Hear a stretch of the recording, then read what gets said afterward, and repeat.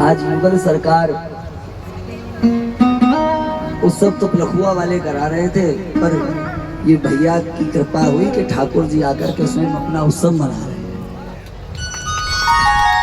मुझे उम्मीद नहीं थी कि भैया अपने ठाकुर जी को ला करके उत्सव करेंगे, पर जब मुझे पता लगा तो मैंने भैया ये उत्सव नहीं, ये महा उत्सव हो गया। क्योंकि जहाँ पे जानकी वल्लभ लाल आ जाए वो उत्सव नहीं महा उत्सव हो जाता है, क्योंकि भैया के अत्यंत प्रिय लाडले ठाकुर हैं।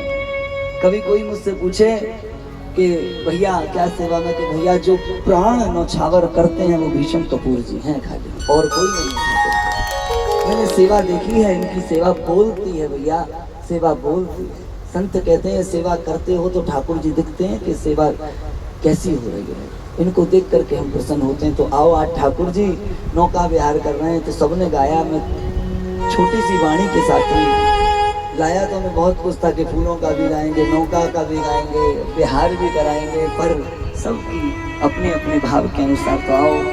अरे डोले डोले रे युगल सरकार, यमुना जी की धारा में डोले डोले युगल सरकार, यमुना जी की धारा में।